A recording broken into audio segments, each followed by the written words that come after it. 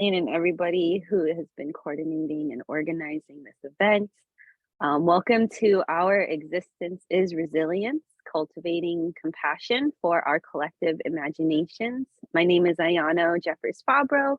I use she, her, cis pronouns. I am the Education and Curriculum Coordinator with COFED, otherwise known as the Cooperative Food Empowerment Directive. And we're a national organization that works with young, queer, trans, BIPOC, or QT BIPOC cooperators in the food and land justice systems to transform their cooperative dreams into a startup or scale-up cooperative. We are committed to transforming the food ecosystem guided by ancestral wisdom and visionary leadership of young QT BIPOC cooperators. And with me is our co-director, Suparna, and I'll let them introduce themselves. Thank you, Aya. Greetings, everybody. My name is Suparna. I use she, they pronouns, and I am the choreographer for Collective Change at COFED, which is the Cooperative Food Empowerment Directive.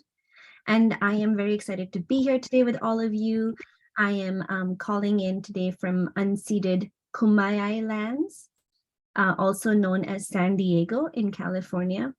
And we're going to go over some exciting stuff today. The topic, as you all have seen, is around building our resilience. I love that you all put in the chat what brought you here. Thank you for doing that.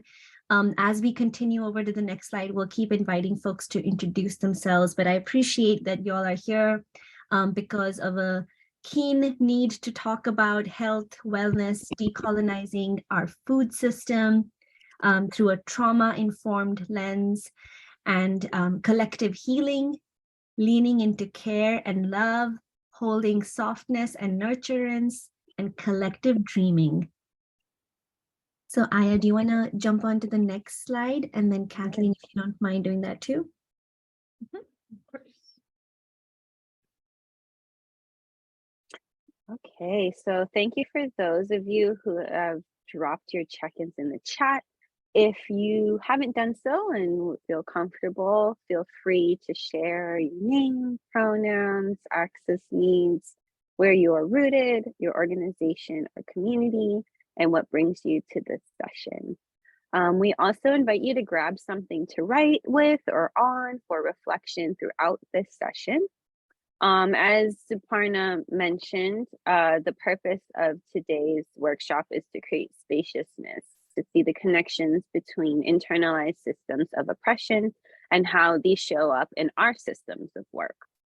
So we hope to identify compassion and embodying abundance as medicine in our collective healing from active and generational trauma as a shift towards collective food system resilience.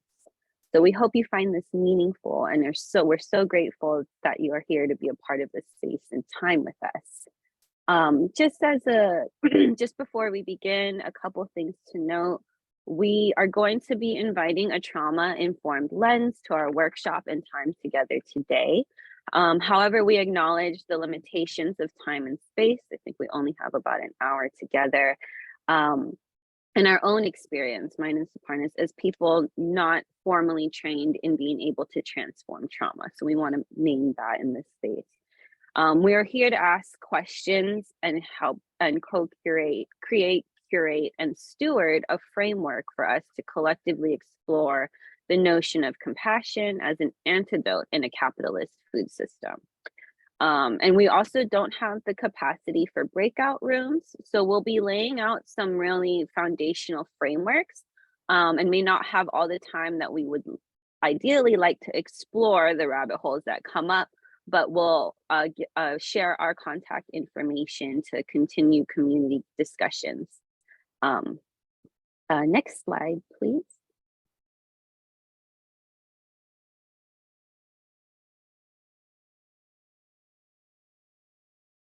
You gonna go for it, Suparna?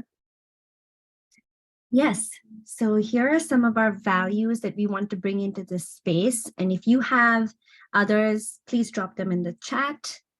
I'm going to read out a few of them. They are make space, take space, step up, step back, step out. So the up is missing there. centering joy and love, collective care and responsibility. We are all responsible for taking care of ourselves and each other in this space. And to this, before I go into spicy needs, which stands for spiritual, physical, intellectual, community, emotional, and environmental needs, which is a framework that was inspired by Brandy Mack's PI, which stands for physical, intellectual, and emotional needs. And then Marsha Lee and Jeannie Reva built on that to add a few more elements to that. As you are introducing yourselves in the chat, we really appreciate you sharing your pronouns. It allows for us to acknowledge that we are all, that gender is a constellation, and that we all have room and spaciousness to be here, and that we welcome you all. So if there's anything else you want to add, please do so in the chat. We'd love to hear from you. I know it's a large group and folks are not on camera or off camera. Whatever is comfortable for you is absolutely okay. And then as you're also taking a moment to reflect on your positionality, who you are and what you bring to this space, also think about what's your legacy you've inherited and what do you want to leave behind? Just thinking about your positionality in the scheme of generations. I also want to borrow from an organization called the Power Shift Network. I want to give sort of a content warning overview that this training includes discussions about systems of oppression and examples of how oppression shows up in our lives and our movements. So if at any point in the movement, in our time together, you feel triggered by these discussions, please feel free to step away and take care of yourself however you need to. Feeling triggered is different from feeling uncomfortable. So when someone is triggered, it could mean that something in the present has caused them to relive the pain from a past trauma. And the term trigger in this context was first used to describe symptoms of PTSD, or post-traumatic stress disorder. On the other hand, feeling discomfort, especially when we're discussing subjects that may be new to us or difficult to think about, is natural and an expected part of our learning process. We believe as trainers that learning happens at the edge of our comfort zone. So we encourage you to practice leaning into your feelings of discomfort during this training. Next slide, please.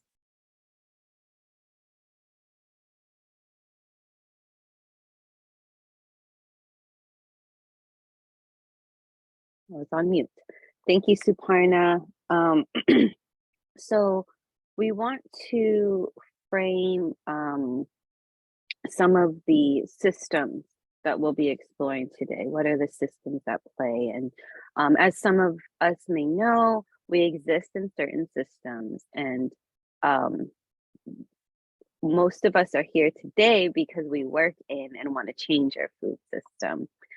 So today we want to begin our conversation here at the macro level, talking about what is currently happening in our food and land systems. And so we have some questions here on screen, and I'll also read them out loud. And we'll give space to sort of pause and sit with these questions. And if folks are comfortable to share what was coming up for them, we can have some time. So there are 3 questions listed here. The first one is, what are aspects of the current food and land systems that are rooted in systems of oppression? The second question is, what are aspects of the food and land systems that you or your community are harmed by? And the third question is, what are ways in which you might be complicit in holding up these systems? So I'll also drop these in the chat and give us some time to sit. If you are sitting with a notebook or some paper, feel free to jot your thoughts down. You can also share them in the chat, but we'll come back and have some collective share ups. Thanks, Suparna, for dropping those in.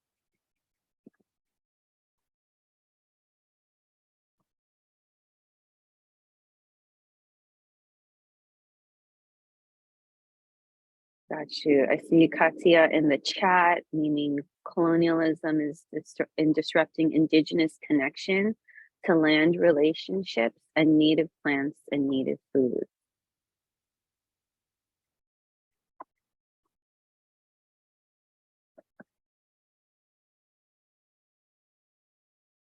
Cool. So take a few more moments. Feel free to continue to drop things in the chat. Is this the correct slide? I'm sorry if I... Oh, could you go back up to the question? Thank you. The previous slide. There you go. Thanks. Yeah. All right. So I can't see all of the participants, but if anyone feels called to come off of mute and share what has come up for you in these questions, please feel free to do so now. And the chat box is available as well.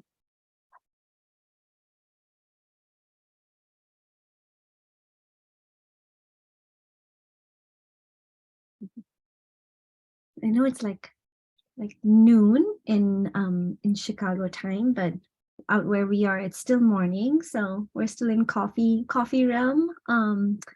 But it would be really wonderful just to hear a little bit more about how y'all see systems at play. And we can wait a few more seconds just to see what comes up. I think something I kind of want to add on the comment that I put, because I think with a lot of like intersectional work between like food justice and like equity in sustainability, you know, people are like trying to restore native plants and like native landscapes, and like a lot of this is food, but like also as like we're like planting a lot of like food that is not local. It's just like how does that you know intersect in like how like a lot of native plants we have around are edible, but like we don't have that knowledge, and like as well as like how can we support indigenous people as we're working on their land, as we're increasing food justice. And yeah, and I'm just very curious on perspectives on this, and like if people have you know thoughts on like kind of like related to what you had in terms of like what are alternative food systems. So I'm very like, thank you for leading this. It's so important. We appreciate you sharing. Thank you so much for your insight and wisdom. I also want to uplift some things that are being mentioned in the chat. Wendy said food apartheid affecting the south and west sides of Chicago, which is not by accident. The government plays a huge role in this. Thank you, Wendy. And also see Paulina in the chat, meaning their community is harmed by food deserts, inaccessibility to food, and framing of organic produce as a privilege. So hearing, yes, this is definitely by design, which is why we're starting on the systems level to sort of explore what is at play, what has been designed to cause the oppression that we're feeling, but that we're also trying to combat and remedy through these new pathways of transformative food ecosystems. So thank you so much for sharing your reflections. You know, and I think that it has come up in various responses around how our current food system is rooted in a lot of oppression. It's rooted in genocide, enslavement, theft, continual harm to Black and brown bodies, bodied people, trans and queer folks, working class folks. And these kinds of oppressions and harms we notice are deeply systemic and multi-layered. So we're going to be, you know, framing some of these things for y'all to hopefully take away tools back to your organizations, to your teams, but also offering some antidotes. So I'm going to shift gears a little bit from this talk of systems into a visioning exercise. So could you go to the next slide, please, Kathleen? So what is an alternative, right? What is an alternative to these systems at play? And we'd like you to take a moment, feel free to close your eyes, find yourself in a space where you can sit and envision the future of your and our food system. And I'll drop these prompts in the chat. When you imagine the future of our food system, what do you see? What does it sound like? What does it smell like? What are you observing? What are you experiencing? So we want you to take a second and write down what's coming up for you. You can draw it out. You can model it out, however you want to express that vision. And so we'll take a moment and then move on to the next prompt.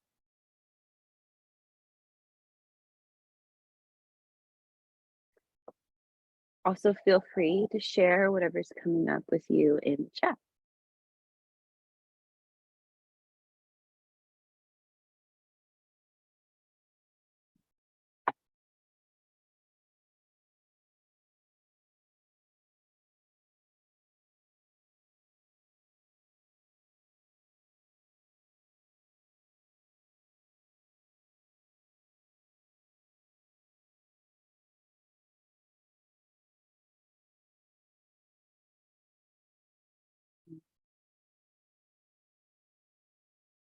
All right, take a few more seconds to wrap up your thoughts. As you're doing that, I'm going to uplift some things being mentioned in the chat. I see Carolyn mentioned you work for the government in urban planning, and while doing that, doing a lot of emotional labor, trying to change the system from the inside and getting pushback at every step of the way. Recognizing that you're still part of a system and how that affects you, how to the point where, you're thinking about making some shifts, that is real. Having to change systems by operating within them, right? We'll talk a little bit more about that. I'm going to put a pin in that, but thank you for sharing, Carolyn. I also see folks mentioning communal or shared kitchens in apartment blocks. So collective resourcing, gardens on every block that are accessible to folks, wanting to get rid of golf courses and make forests, gardens, parks instead. So beautiful visuals of transforming spaces for community nourishment. And that's mind, body, and soul, right? Dahlia said, words coming up for me: local, vibrant, accessible, sustainable food system. So thank you all for sharing in the chat. Please feel free. The chat is our collective space for discussion. If anybody feels like they want to come off mute, we can do that at the end of this activity. So the next prompt that we want to share is, excuse me, we want to explore what's keeping us from this future. What is keeping us from this vision? So what is grounding you, in abundance, but what are the systems that are making the ground shaky? And I think that's starting to get touched on in the chat. But wanting to take a moment to sit with what are the blockages coming up for achieving this vision? So we'll take another maybe 30 seconds, process, reflect, and then again, feel free to drop things in the chat.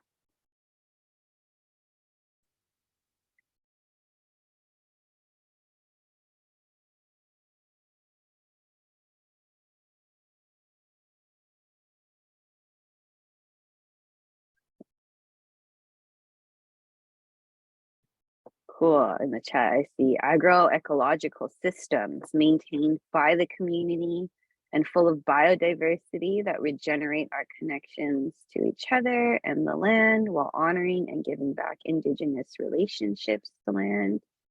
I see rematriation in there. So wanting to hear what are some blockages coming up. Seeing discriminatory lending and housing policies, lack of access to land, Yes. Cool. I think we have time if anybody wants to share out verbally. Feel free to come off of mute. Again, I can't see folks. I'm so sorry. So can't see everybody.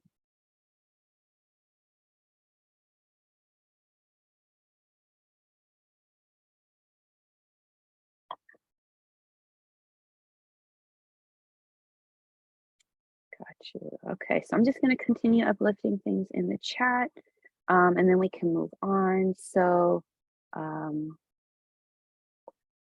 Jocelyn said, organized community power. These systems isolate us from each other, and we have to use all our energy just to survive the day. Yes, we'll talk a little bit about survival. Go for it, Natalie. I see your hand raised. Hi, thank you so much for recognizing me. My name is Natalie Perkins. I'm from Neighborspace. I work as a senior steward, but I also work in a community garden on a block that is very much underserved. We've had a community garden for 7 years actively. We turned it more into an experiential space with gardening so people could experience community and being in community first. That was a problem for our block, being together and learning how to be together with art, music, gardening. But the one thing I've seen about having gardens and gardens in certain spaces is people are very tired. They would love to come garden. They would love to come pick, but they're too tired. So something I would love to see is what I call community kitchen, where we can serve up the fresh meals. People can pay what they need or want, full price, or use their link card. And we prepare the meals for them, just like any other restaurant. I would love to see that in my neighborhood. Beautiful vision. Thank you, Natalie, for sharing. And thank you for everyone who's also sharing in the chat. So kind of hold this vision, and we'll talk about the systems coming into play in the next part of our session. So I'm going to pass the mic over to Suparna to talk a little bit more. And Kathleen, could you go to the next slide, please? Thank you.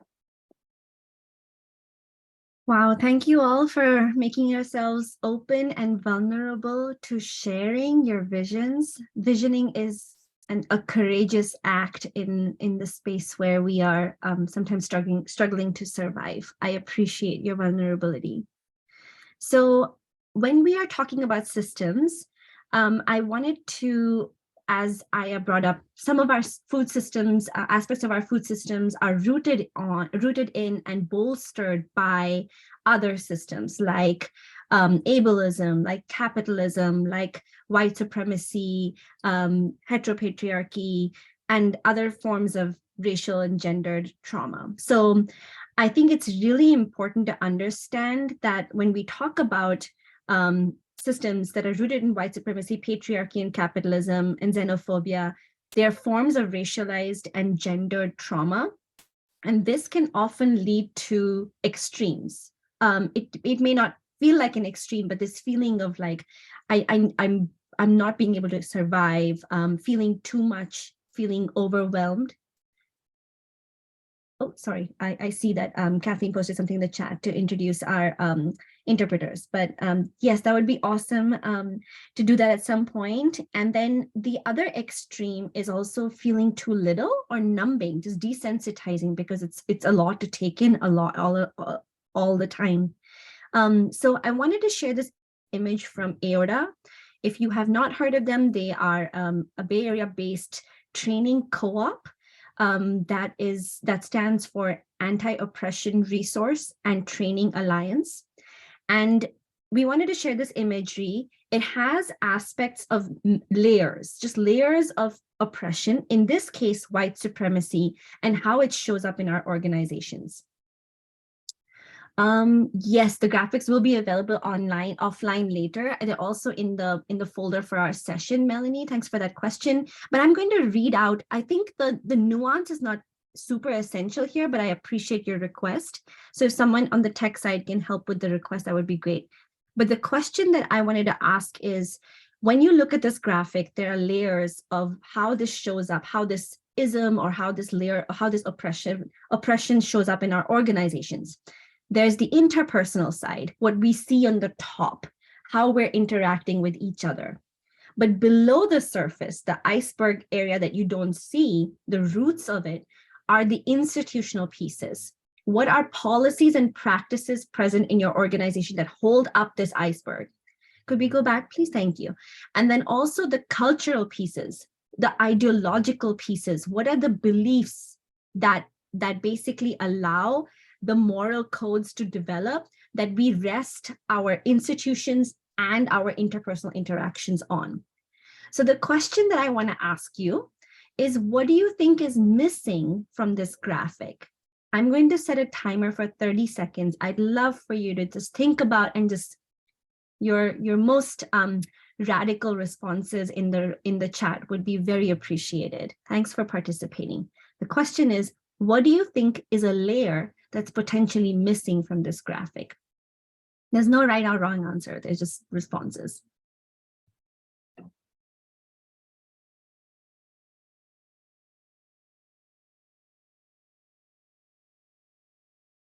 And maybe Kathleen, if you have the ability to zoom in, that would be awesome. Just so if folks wanted to read it. I think if you just like, I don't know if you have a desktop, there you go, perfect.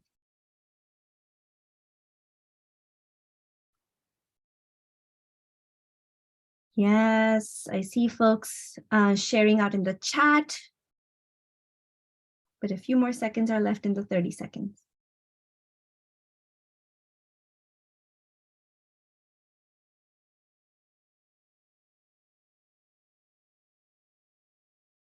Thank you, everybody, for sharing. I see folks have accessed their vulnerability a bit further over here, so I appreciate that. Like I said, there's no right or wrong answer, but we wanted to introduce a framework called the 4 I's. And if you wouldn't mind going to the next slide, please, Kathleen. And I see Erin posted in the chat, internal or internalized. That is another layer of oppression. I see Christian saying land health. I see ancestral trauma, and then our own barriers within our community, personal or internal.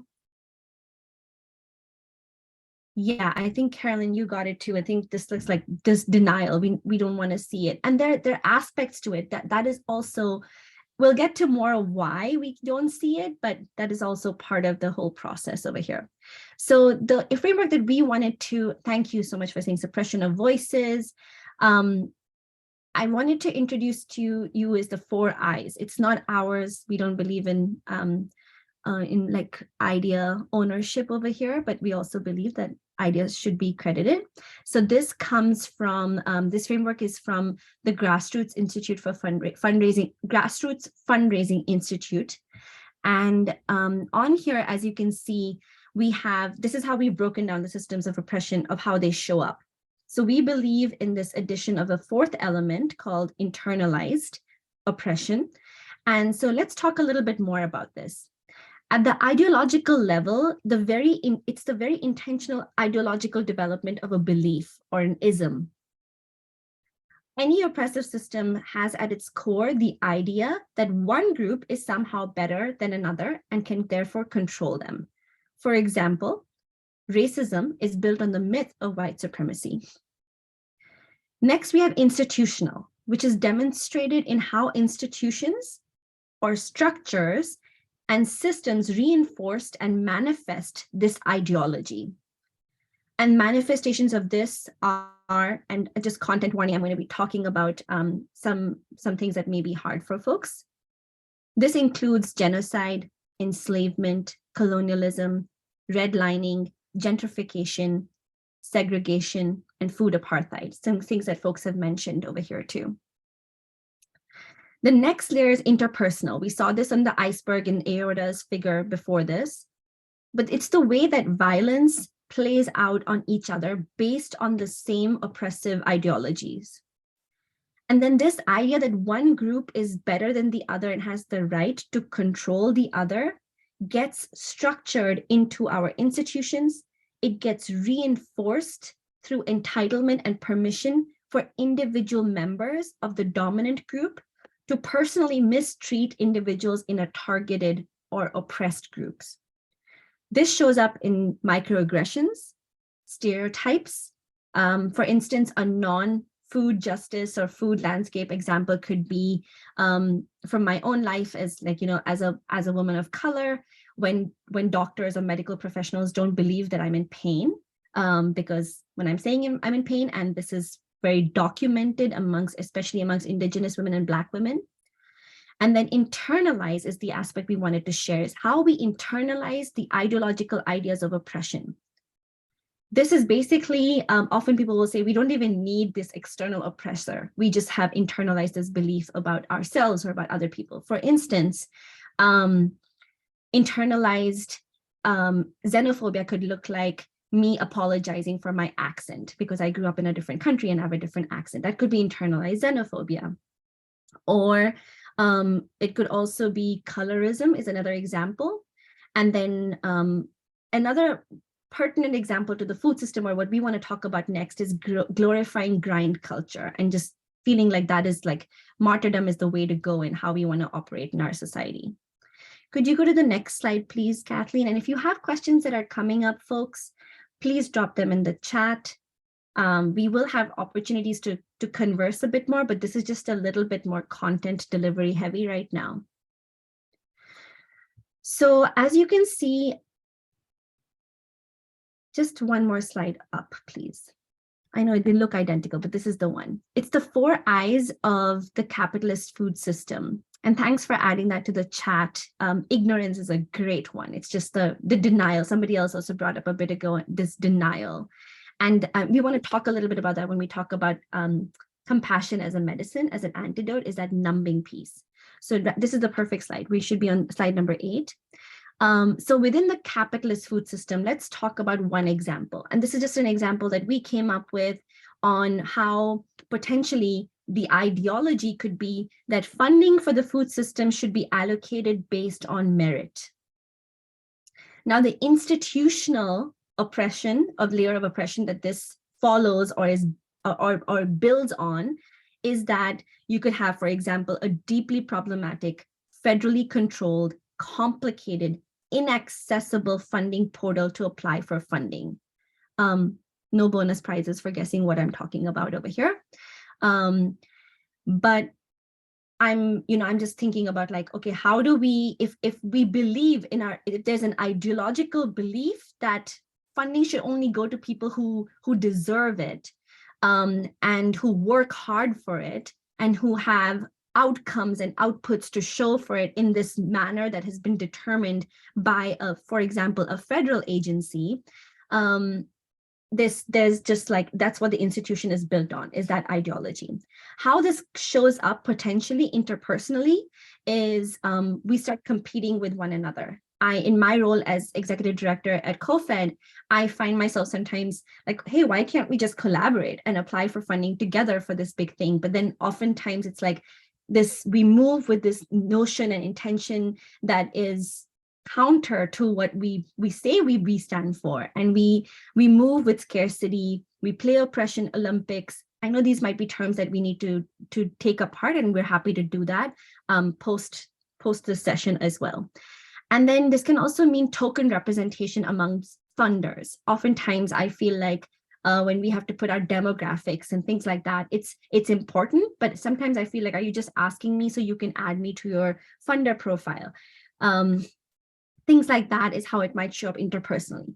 And internalized is something that I've had to unlearn quite a bit in my role at CoFed as a non-Black, as a non-Indigenous person of color who has the privilege of code switching, who speaks a colonizer's language.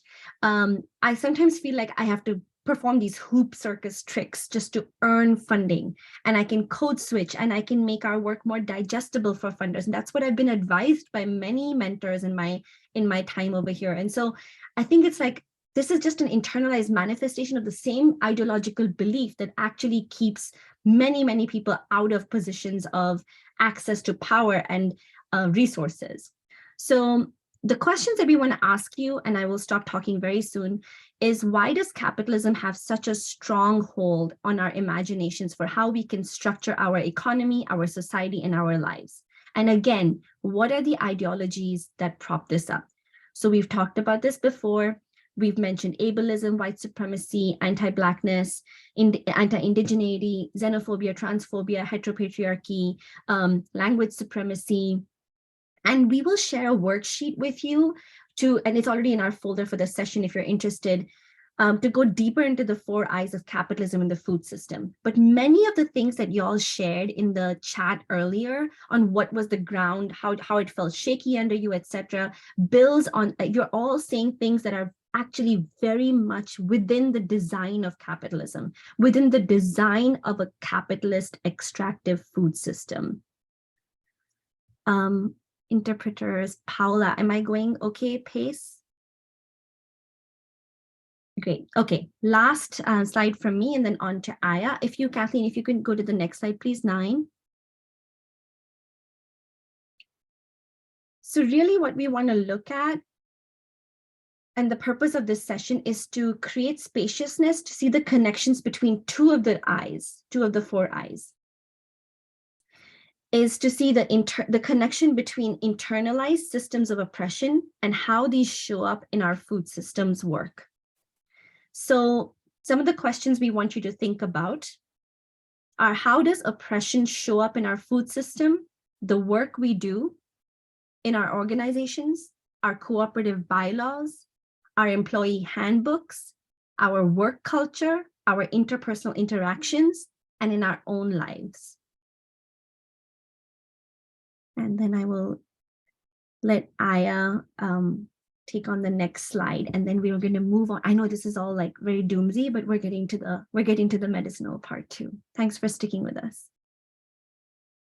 Thank you. Also, just uplifting what's in the chat, mentioning of code switching, and that our culture encourages us to think capitalist economic realities are inevitable.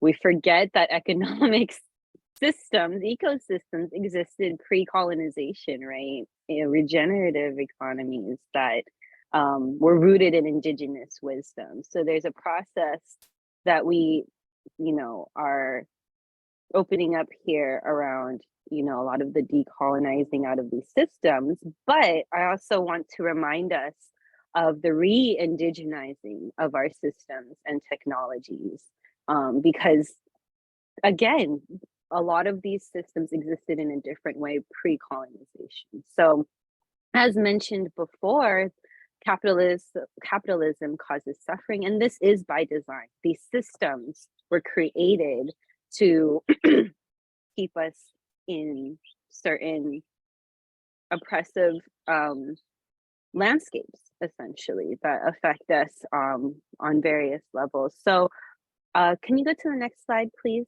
Kathleen?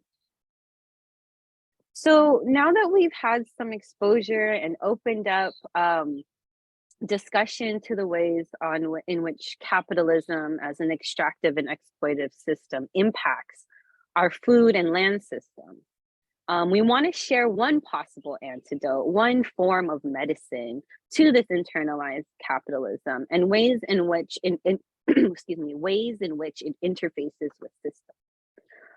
So we chose compassion as medicine. And we want to invite ease and gentleness into our organizing and movement building work. If we can agree that capitalism systemically causes harm to the planet, to life, land, and all of us, we can collectively acknowledge that there is pain. Then we see compassion as the awareness that there is suffering, and it is a desire to take action to alleviate this suffering. We're in this work together collectively because we have an awareness of suffering and a desire to take action to alleviate it and transform our system. Compassion also builds a beautiful bridge between the self, or the internalized layer, in our movement spaces, and the systems we exist in, uphold, and often transform. Compassion can be a worthy and critical part of changing systems because it begins with self, going inwards. If we are overly critical of ourselves, if we're too hard on ourselves, then we won't get into the real systemic repair work that we need to do in order to achieve our transformation. And we can't authentically engage in this work when we feel under attacked or criticized and operate from a place of scarcity or survival, right? If our needs are not being met, if our personal needs aren't being met, how can we serve a community? You can't serve from an empty cup. You have to fill your cup first, and we'll talk a little bit about that too. So could you go to the next slide, please, Kathleen? Okay, so you know, and we want to talk about self-compassion as well as community compassion. So the individual and also the collective. Again, we can't work for an empty cup. Suparna and I like to use this analogy from airplane rides when the flight attendants are giving their safety talk, you know, pre-flight, everybody's buckled in. And they tell you to literally put on your oxygen mask first before you help others. And so that to us is a reminder that yes, we need to take care of self. We need to have our needs met. We have essential needs that are worth acknowledging and also acting on. So we want to frame the question, or before we, you know, even go outwards, right? We need to go inwards. So we want to pose the question, what resources do you have to extend compassion to yourself? And I see you, Supina, in the chat. What they don't tell us is we have literally less than 10 seconds before the oxygen levels could become dangerously low for us. So there is some type of urgency that we need to also put towards self, as well as, you know, repairing these systems. And then community compassion, right? Who is your circle of compassion? Who is your circle of care, right? And how compassionate is your organization or collective or community that you work in? And so we want to leave you with some reflection questions listed here. But overall, when was compassion present for you in your life and work, right? Take a second and pause and reflect on that. What did that feel like? What did that sound like? What did it look like, right? Let's try to remember. Feel free to reflect in the chat what's coming up for you. Yes, I see you, Melanie, saying stop being people pleasers and focus more on self-health. I am guilty of aiming to please others before caretaking for myself. All right, can we go to the next slide, please, Kathleen?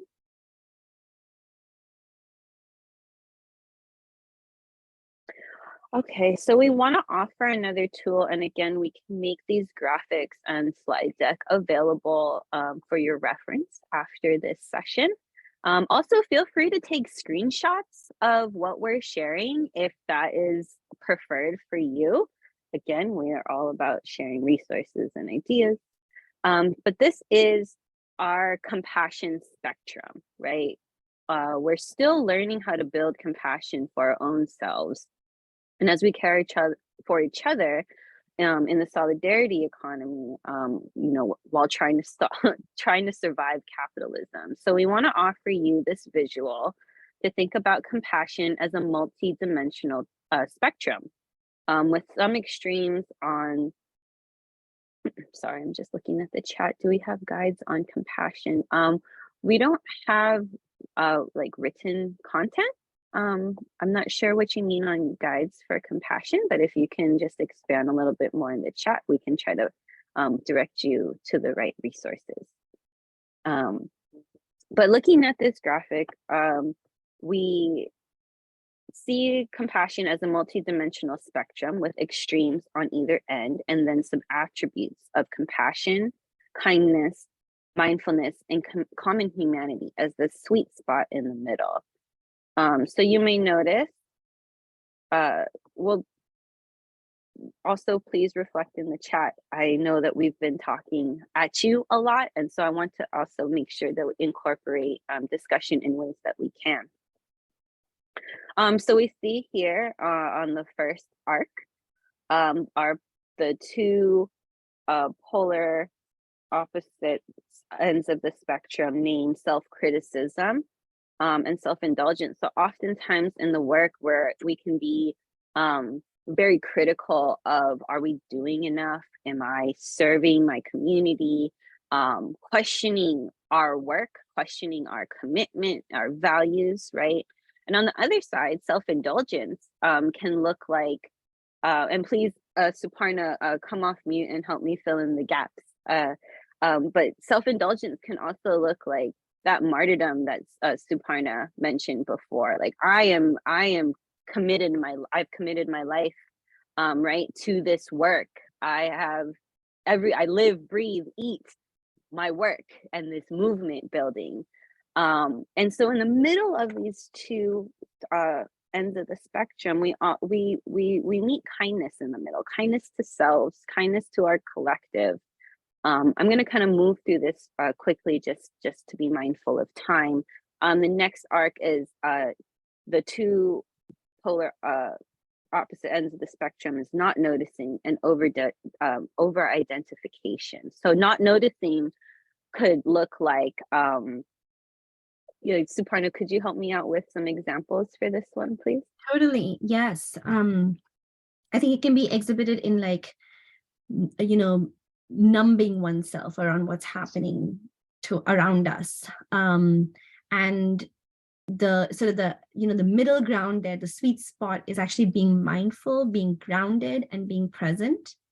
And the other end of that spectrum, as you can see, is over identification. And this is where we see ourselves in like every crisis, or we say like, this thing is happening in the world, and that's affecting me and my community and with everything. And yes, like personally, my value, I'm one of my North Stars is collective liberation. I do see our liberations as intimately connected. And at the same time, if I'm going to see myself in every crisis, it makes it really hard for me to protect myself and just take care of my boundaries and ease up on my soul and spirit and take care of my health as well. Do you want to take the next one on isolation?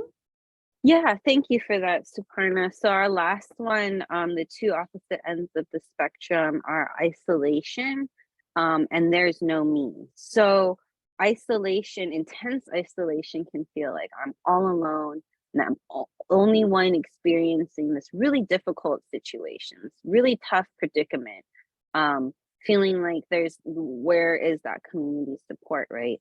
And then the opposite end of there is no me is completely dissociating with self and perceiving reality as a we, right? And and it's all, we, the collective, the community, and feeling deeply entrenched in all the things happening around us and deep connection with every crisis.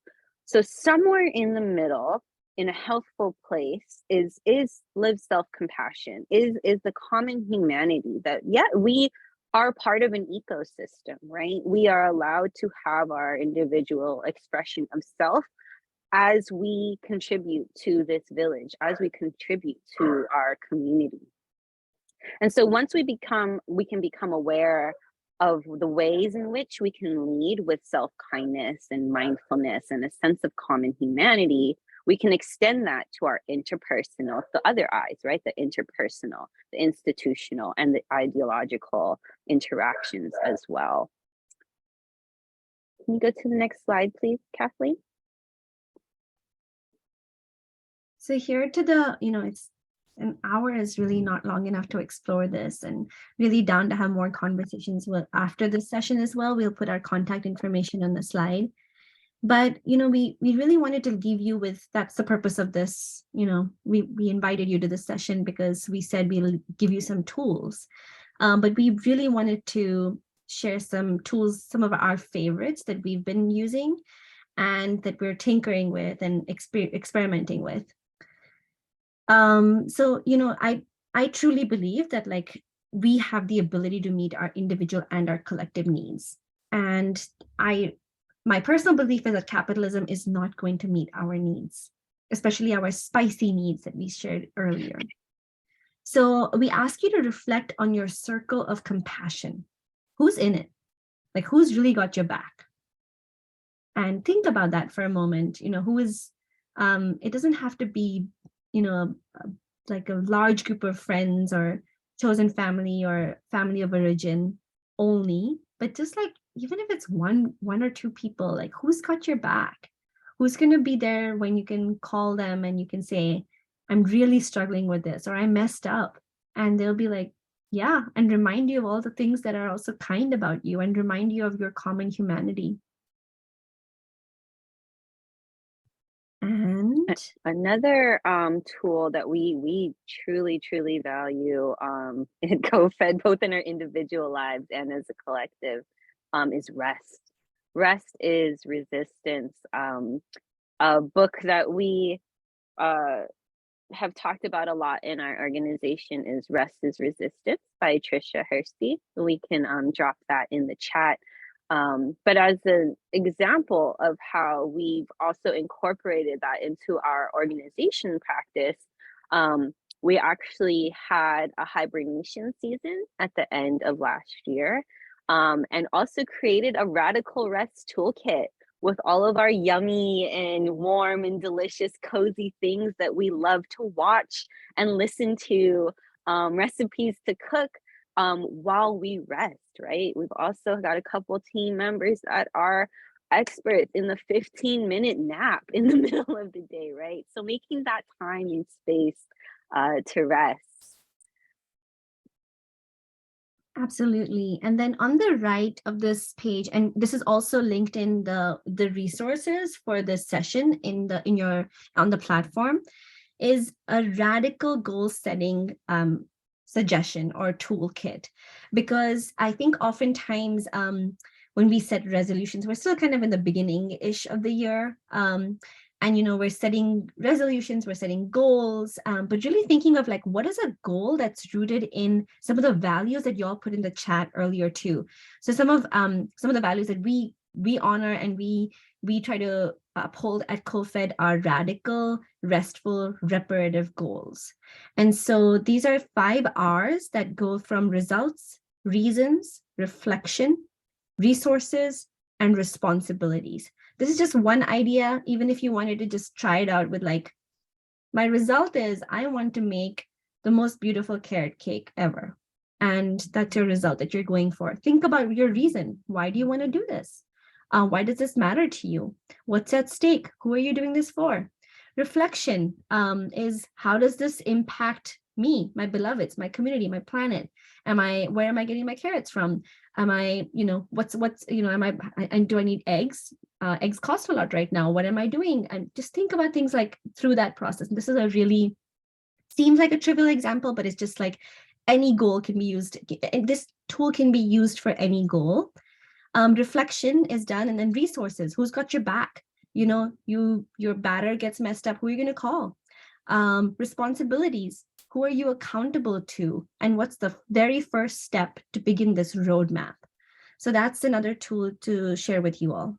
And then Aya, you've got the last one.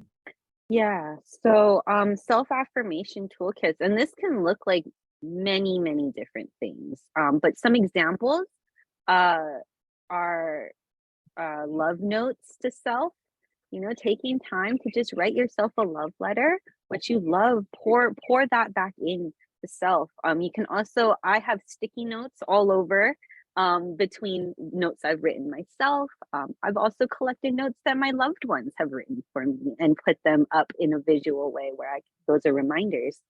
Other forms of self-affirmations could be medicinal foods. I know some people got chocolate drawers in their desk, and like that is beautiful. Being in nature, if you're able to access it, right? So creating these spaces, these these tools to come back to root you in self-compassion, to root you in self-love, and affirmation. I just want to give you guys a heads up. We're in the last 4 minutes of the discussion. Yes. Let me know if you're ready for a Q&A or just to wrap it up. I do have a brief 2-minute poll that I would like to pull up towards the end, but I'll go ahead to the next slide if you guys are ready. Thanks, Kathleen. Yeah, so we'll try to wrap it up. We did have a guided meditation that unfortunately we won't have time to do together, but we'll be sure to share it with all the resources that we've shared today so that you can practice it for yourself, for your loved ones. You can go to the next slide, Kathleen. And maybe even if you don't have a chance to do it together, since we don't, but maybe you can just take some time, just a couple minutes even after this to just sit and be or stand and be, or whatever is accessible to your body and to your space.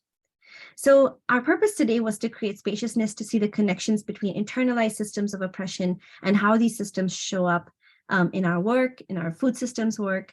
And we also set out to identify compassion and embodying abundance as medicine in our collective healing from active and generational trauma as we shift towards a collective food system built on resilience. So we hope that you found this meaningful. Thank you for being a part of this space and time with us. And there's a quote by Audre Lorde on the bottom. Aya, do you want to read that quote? Sure, it's one of my favorites. She says, "Caring for myself is not self-indulgence. It is an act of self-preservation, and that is an act of political warfare." So basically, if you love on yourself, you are disrupting the systems of oppression, y'all. So let's give yourself a squeeze, just rain affirmation and love. Since we couldn't do our meditation, let's just take a moment to celebrate ourselves, our vulnerability. Thank you so much for all that you have been sharing and centering care and love along the way. Kathleen, could you go to the next slide, please? Mm-hmm. And as we close, you can definitely reach out to us. If you go to the next slide, sorry, Kathleen, should have our contact info. Here we go. So if any of y'all want to continue some of these conversations, I know we only have a minute left, and I'm so sorry that we didn't have too much time to dive into Q&A. But please reach out to myself or Suparna. Both of our emails are on the screen and we can drop them in the chat.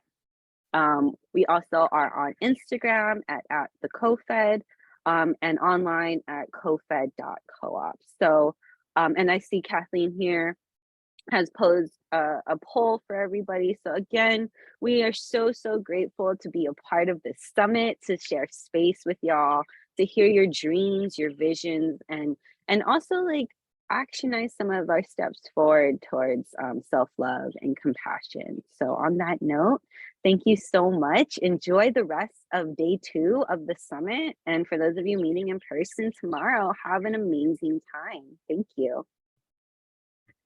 Thank you so much for your discussion today. I really enjoyed it. And thank you so much for your patience and all the attendees in today's call. It was very beautiful. If anybody is interested in continuing this discussion, I know we did not get the opportunity to go through the meditation, but there may be some space in the unconference in person. If you guys want to get in touch with me, Steph, or any of the SIFPAC team, there will be an unconference from 12 to 3 p.m. on Friday tomorrow. So feel free to reach out to us. I'm happy to facilitate it. Thank you, guys. And I'm about to end the poll now. Thank you for all your feedback. I really appreciate it. I'm gonna stop screen sharing. Yes. And thank you to all the interpreters and translators too. I know that we talked a little fast towards the end, so a lot of gratitude. Thank you. And Kathleen and Steph, shout out to y'all. This is no easy. Absolutely. And Thank thanks, you. Aya. And thank you, Suparna.